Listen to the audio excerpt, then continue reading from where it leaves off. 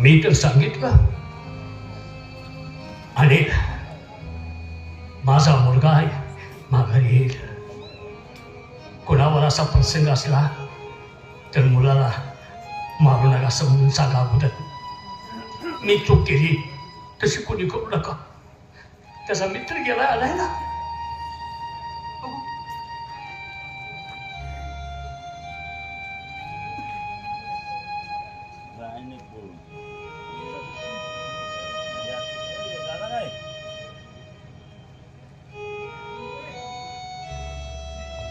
आज कळलं मला, या जगात कुणी कुणाचं नसतंय. जन्मदात्या बापाला सुद्धा पुढच्या मुलाकडून स्वार्थ आहे.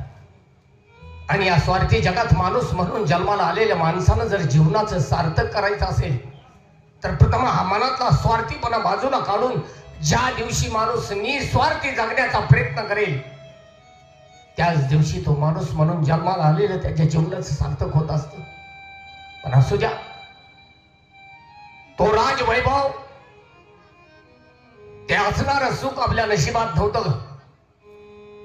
कारण त्या परमेश्वरानं ठेवलं तसं राहिलं पाहिजे. कारण दुःखाचे काळे ढग आले की या सूर्याला सुद्धा आपलं तोंड झाकून रडावं लागतं. त्याला आपण पाऊस म्हणतो. ज्या मित्रासाठी आपण आयुष्य आरामाच्या जीवनाला ठोकर मारली, जन्मदात्या बापाचा धिक्कार केला, त्या असणाऱ्या माझ्या मित्राला आपण शेवटचं भेटावं, त्याचं गोजीरवानं रूप डोळे भरून पाहावं आणि नंतर आपण आपल्या मार्गाने मार्गस्थ झालं पाहिजे. रोज नेहमी आम्ही आमच्या असणाऱ्या दरबारच्या लाल बागेमध्ये भेटत असतो. जवळजवळ आता भेटण्याची वेळ झालेली आहे. आपण या ठिकाणी त्याची वाट पाहावी आणि त्याची भेट घेऊन आपल्याला आपल्या मार्गाने निघून गेलं पाहिजे.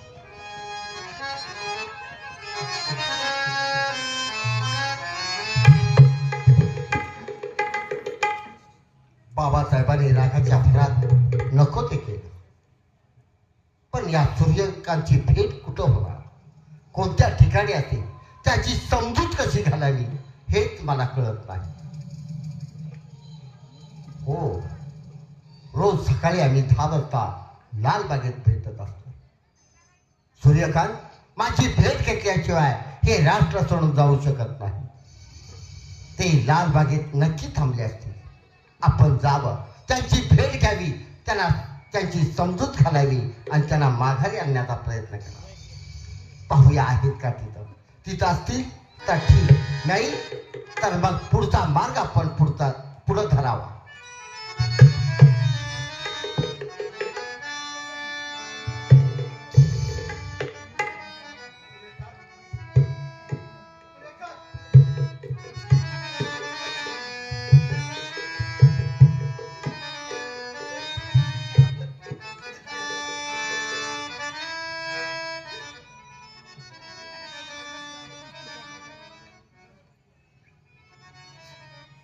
सूर्यकांत, आज तुझ्या मित्राला विसरलास तू, कंटाळलास, मला एकट्याला सोडून तू निघून चालला आहे. नाही रे, जर तुला सोडून एकट्याला जायचं असतं या लाल बागेमध्ये एखाद्या चातकाप्रमाणे तुझी नाही वाट पाहिली.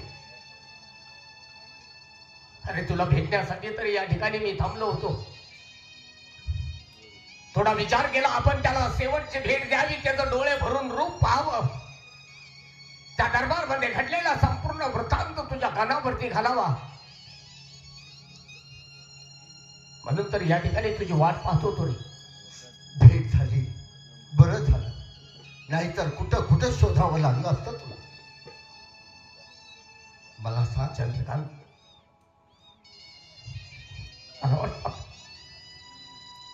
आपल्या आयुष्यातली ही शेवटची भेट. असं का म्हणतो आहे?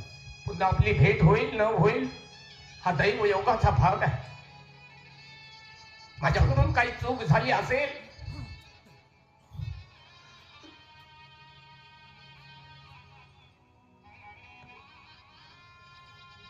मला माफ कर.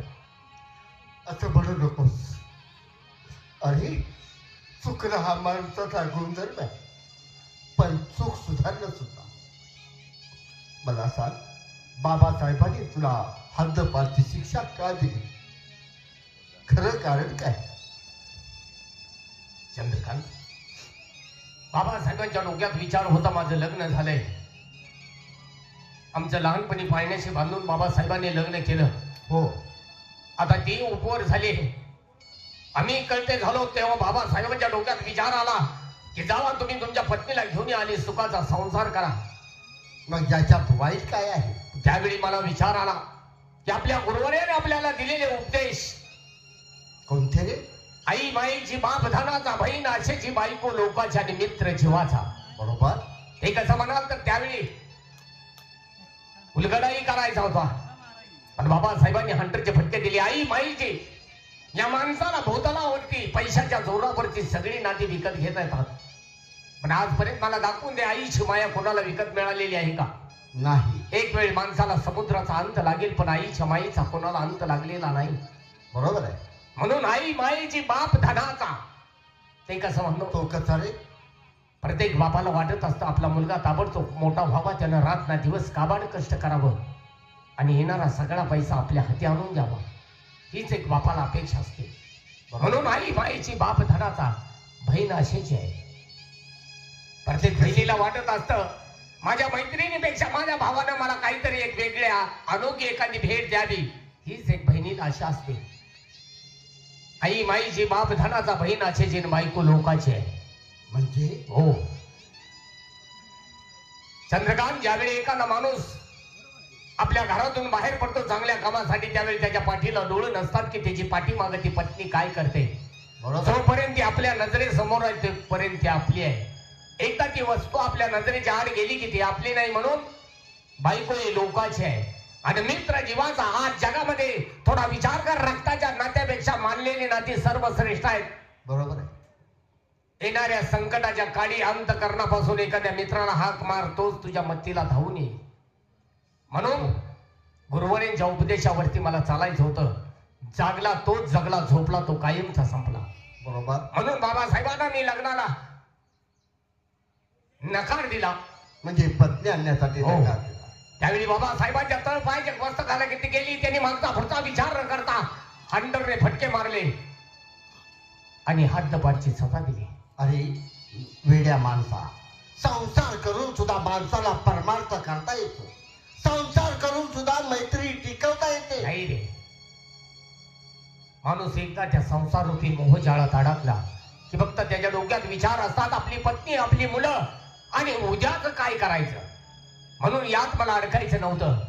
आपल्या दोघांची असणारी मैत्री आणि या जगात मित्र प्रेम किती सर्वश्रेष्ठ आहे हे मला दाखवून द्या. सूर्यकांत, माझी तुला हात जोडून विनंती आहे, तुझ्या सासरवाडीला जा, तुझ्या पत्नीला सुखाचा संसार कर आणि तुमच्या उभायताच्या चरणाची सेवा करण्याची संधी या अभाग्याला मिळून दे रे. एवढी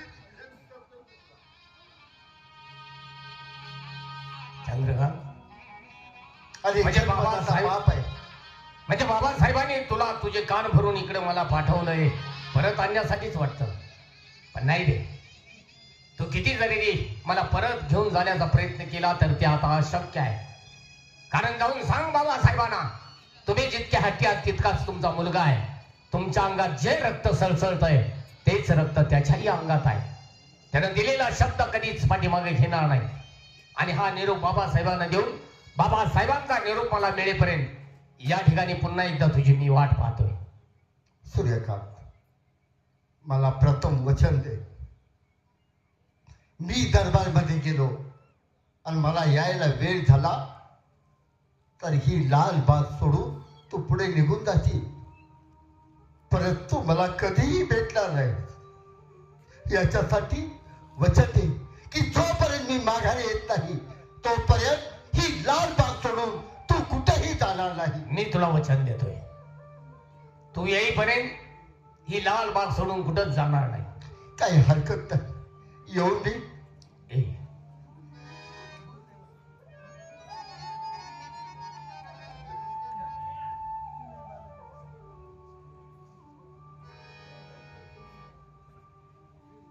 मला माहित आहे बाबासाहेब याचे शब्द ऐकणार नाही, पण तो हट्टी आहे. त्याच्या हट्टासाठी आपल्याला आणखी थोडा वेळ या ठिकाणी त्याची वाट पाहिलीच पाहिजे.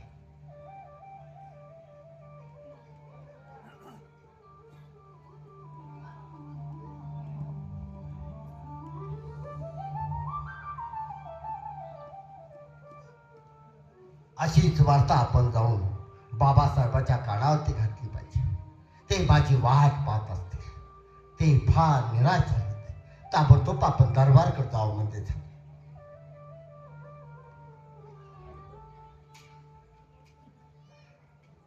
दरबार मध्ये कोण नाही, मी एकटा जोडवाल्या कुठे लगा तो ड्युटी सोडून नेमका कुठं गेलेला असतो. महाराज कुठे गेले? महाराज अवताला गेले का फेरा गेले? औदुंबरला गेला असते. तुला काय अकलीचा भाग आहे का? बारडे भरून घेऊ, बारडे भरून घेऊ. का खोंड आला काय? हातपाय धुवला रे. त्याच्यावर प्रसंग काय बोलवलाय का? काय झालं? झोप नाही रातभर. का? रात्री राणी सरकारांची आठवण झाली. अरे अरे अरे, काय काय केले ते काय मला काय मग काय तसंच चोळत पडला होता. तुमचा अंग चोळत पडला होता का तसं? मला तुम्ही सांगा, तुमच्या आई बापानं तुम्हाला कसं काढलंय की सांग मला सांगा. अहो तुमच्या वाणीच की. काय पडले रे? अरे मारते ते काय पटले नव्हतं. तुम्ही असं का बोलताय वारंवार? रात्री प्रसंग माझा कोणता, मला रात्रभर झोप नाही. डुलका लागला तेवढ्याच राणी सरकार आल्या. का झोप नाही म्हणलं असलेलं? त्यांनी माझ्या कुठं हात ठेवला. अरे अरे अरे अरे अरे, मग तर पागत जाऊ कुठले असते. काय कुठं हात ठेवला? कुठं? छाती वाट ठेवला. हा हा हा. आणि झोपेत मला म्हटल्या, महाराज हं. का तुम्ही नाराज झालाय? अरे अरे अरे, मग काय हो? काय सांगू माझी अवस्था काय झाली. हा? काय झाली माझी अवस्था रात्री. उठून इकडे तिकडे फिरत होता का? हो, स्वप्न पडल्यावर माणूस चावळत फिरत असतं घरात, म्हणून म्हणतोय. नाही, हा? राणी सरकारने मला धीर दिला. पोर गेलेलं काय एवढं मला जिवायला लागलं नाही. जुवारी लागलं म्हणून रात्रभर झोप नाही. राणी सरकारचं स्वप्न मला पडलं. राणी सरकार रात्री मला म्हटल्या, हा. असं काय काढायला पाहिजे होतं. काय बोलू बघ, माझा मुलगा कधी यायचा ही मला चिंता लागली. अहो, आपण प्रधान पुत्रांना लावून दिले का? मग कधी यायचं? येतील किती, तुम्ही एवढी चिंता का करायला लागलाय? आता जाताना त्यांचं तोंड अगदी प्रफुल्लित होतं. होय, होय. माघारी येताना त्यांचा चेहरा कसा याच्यावर आपण ओळखायचं. घेऊन आलो का आली नाही? की, आली. अरे अरे अरे अरे अरे, बोकाड उडल्यावर तोंड गेलेलं का काय? काय झालं? हवलदार. तात्यासाहेब तुम्ही जाऊन आला? हो. आले का युवराज महाराज? नाही आले. महाराज आतमध्ये आहे. काय काय काय? त्यांना सांगा आम्ही आलो. सांगतो. सांग, सांग.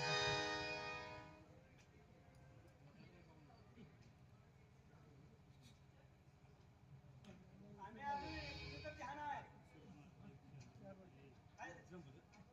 आम्ही आलोय की. अहो, आम्ही आलोय. डोळ्यात माझे काय गेले? तुम्ही काय केलंय मला काय माहित? मला दिसत नाही तुम्ही आलेला. कोण?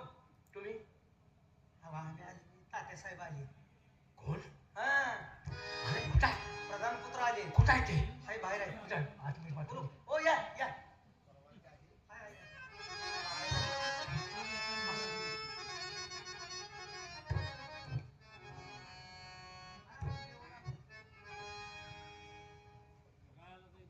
बाबासाहेब, तुम्ही सांगितलेल्या कामगिरीमध्ये आम्हाला माझा मुलगा कुठे दिसत झालाय? कुठे आहे? ते नाहीच आले. मला अपयश आला आहे. मी खूप समजावून सांगण्याचा प्रयत्न केला, पण त्याने ऐकलं नाही माझं. काय झालं? ऐकलं नाही? नाही ऐकलं. काय ऐकलं नाही?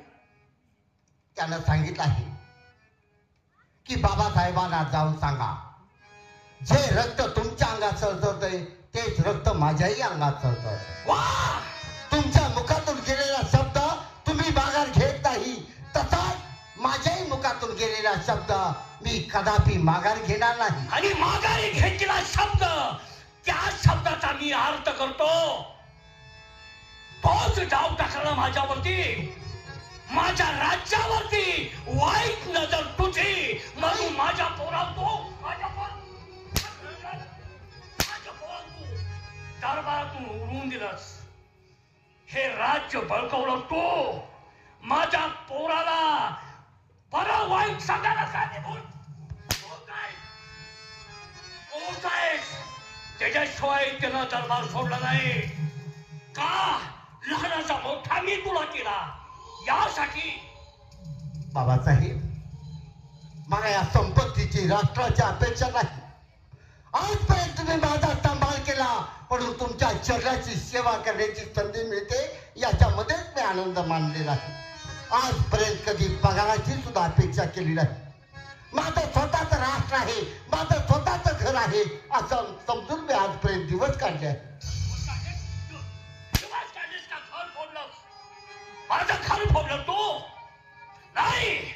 मी पोटच्या पोराची पर्वा केली नाही. पोरग तुम्ही हातपार केलं का नाही? त्याला वाटतं ही सगळी इस्टेट मला गावं, हा म्हणून आयडिया करून माघारी आलाय. मागे राहिलेस काय तू? हा. मग तुला देखील ठार नाही. दरबारातून आत्ताच्या चालतो व्हायचं. ए पहारेकरी, इकडे कपडे काढ. काढ कपडे. अंगावरती राजवस्त्र बिलकुल ठेवू नका. त्याच्या तोंडाकडे देखील पाहण्याची माझी इच्छा नाही. मी लहानपणापासून सांभाळला. माझ्या पोराची मैत्री केली. अरे सापाला किती दूध पाजलं तर तो साप अमृत ओकत नाही, विष होतो. नेमकी तीच वागणूक केलीस का? एकदा हकलून द्या रे त्याला. राजवाड्यात थांबवू नका. माझा आदेश आहे.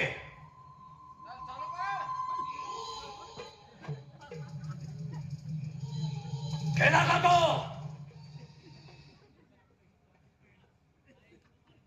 महाराजांच्या चरणी सतत प्रणाम असो.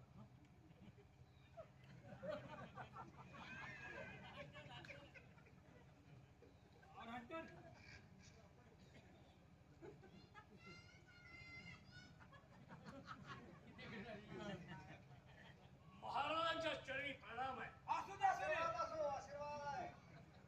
दे. अरे नीत रावणाच्या इथं राव कुठे नाही केली. महाराज इकडे या. हो. काय म्हणलास? तुला काय सांगितलं होतं एक बिस्लेरी आण म्हणून?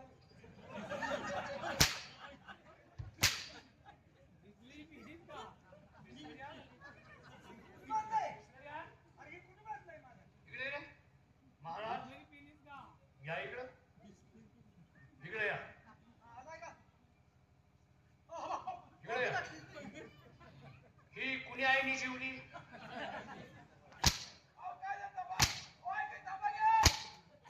राजवस्त्र तू वाचतीस का? मला बी घातलं, तो बी घातलंय. अरे, नाही का, तुला काय अक्कल आहे का? ठेवायची जागा आहे काय? हा? हे ठेवायला जागा आहे. अशी काय अशी घ्यायची, तिला अडकवायची.